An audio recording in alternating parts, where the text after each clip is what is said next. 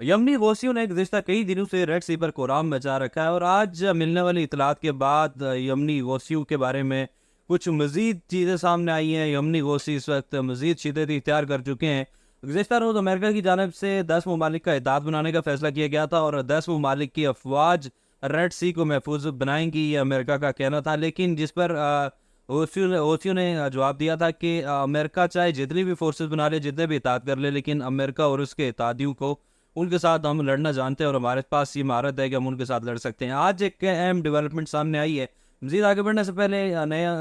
आने वाले दोस्तों से गुजारिश है कि हमारे चैनल को सब्सक्राइब करें और बेल आइकन को ज़रूर प्रेस करें ताकि आने वाली अपडेट से आगाह रह सके। आज एक अहम खबर ये मिली है जी कि गौसियों ने इस वक्त इसराइली शहरों पर अटैक शुरू कर दिए हैं और जो गौसियों के ड्राउन है वो अमेरिकन नेवल फोर्सेज इस वक्त इंटरसेप्ट कर रही हैं और दीगर जो बरतानवी और फ्रांसीसी जो फोर्सेज हैं रेड सी में वो इंटरसेप्ट कर रही हैं। लेकिन अहम मामला ये है कि अब हूथियों ने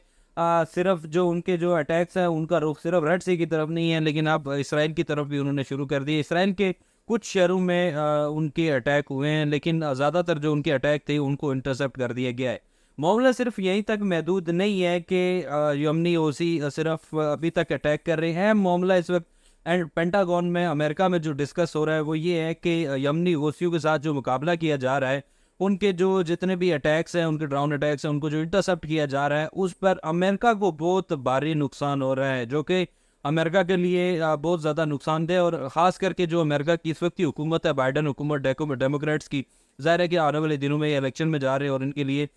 इन बातों के जवाब देना आवाम के सामने शायद कि मुश्किल होगा। इस वक्त पेंटागन में ये डिस्कशन हो रही है कि यमनी ओसियू का $2000 लागत का एक ड्रोन, जिसको गिराने के लिए अमेरिका का $2 मिलियन का एक मिसाइल इस्तेमाल किया जा रहा है। और पिछले अगर कई दिनों की बात करें तो पिछले चंद दिनों में सिर्फ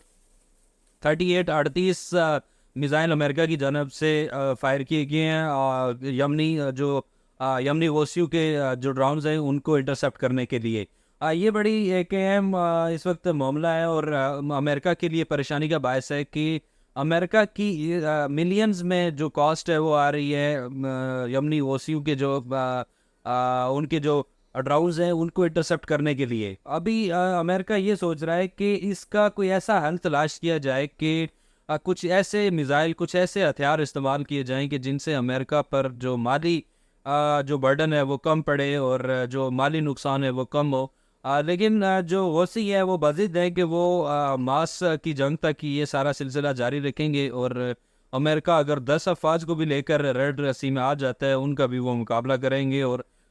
जो यमनी ओसी हैं उनका दावा है कि हमारे पास तमाम तर टेक्नोलॉजी मौजूद है, चाहे अमेरिका बैरी बेड़े ले आए, चाहे अमेरिका कोई और इधर यहाँ पर जदीद हथियार लें, हम उन सब से मुकाबला करने के लिए हमारे पास हथियार मौजूद हैं और हमारे पास भी टेक्नोलॉजी मौजूद है। उनसे हम अमेरिका और उसके जो इत्तेहादी हैं उनका मुकाबला कर सकते हैं। इस वक्त तक जो अमेरिका और उसके इत्तेहादी है वो रेड सी पर मुकम्मल नाकाम नज़र आ रहे हैं। अमेरिका की जानब से जितने भी इंटरसेप्ट किए जा रहे हैं यमनी ओसियू के ड्रोन, उस पर अमेरिका की जो कॉस्ट हो रही है उसके हवाले से अमेरिका में इस वक्त शदीद परेशानी है। और ज़ाहिर है कि अमेरिकन जो हुकूमत है इनको आइंदा इलेक्शन में भी इस हवाले से जवाब देना है। ज़ाहिर है एक आवाम का टैक्स का पैसा है, तो इस कदर मिलियंस ऑफ डॉलर्स जो हैं तो वो चंद हज़ार $2000 के जो ड्रोन्स हैं उन पर खर्च किया जा रहा है। इसका कोई सोल्यूशन भी नहीं है। इसके अलावा इन ड्रोन को गिराने के लिए जो मशीन गन्स इस्तेमाल की जा रही हैं इस वक्त रेड सी में और अमेरिका की जानब से दीगर जो हथियार इस्तेमाल की जा रहे हैं उन पर भी अमेरिका की बहुत कॉस्ट आ रही है। और इस सारे मामले को लेकर इस वक्त अमेरिकन जो है वो थिंक टैंक से वो परेशान है और वो अभी बाकी जो दीगर ममालिक हैं उनके इत्तेहादी उनसे ये इस मामले पर मशवरा कर रहे हैं कि आया कैसे ये मुमकिन हो सकता है कि हम कम लागत वाले मिसाइल इस्तेमाल करके यमनी गोशियों का मुकाबला करें और उनके जो जितने भी अटैक्स हैं उनको इंटरसेप्ट करें। एक अहम मामला इस वक्त सऊदी अरब और जो अरब ममालिक का उनका भी है कि अमेरिका ने जो 10 ममालिक के इत्तेहाद की बात की थी उसमें आया सऊदी अरब, कतर और दो दीगर जो अरब ममालिक हैं वो इनका साथ देंगे अमेरिका का या नहीं देंगे, ये बात इंपॉर्टेंट है। लेकिन अभी तक ना सऊदी अरब ने और ना कतर ने इस मामले पर किसी भी हवाले से कोई वजाहत दी है, ना ही कोई तरदीद की है। आने वाले दिनों में ये क्लियर होगा कि क्या कतर और सऊदी अरब भी इस मामले पर इस इत्तेहाद में रेड सी को महफूज बनाने के लिए जो 10 ममालिक का इत्तेहाद अमेरिका की जानब से किया जा रहा है इस पर वो अमेरिका के साथ अरब ममालिक होंगे या नहीं, ये फैसला आने वाले दिनों में होगा।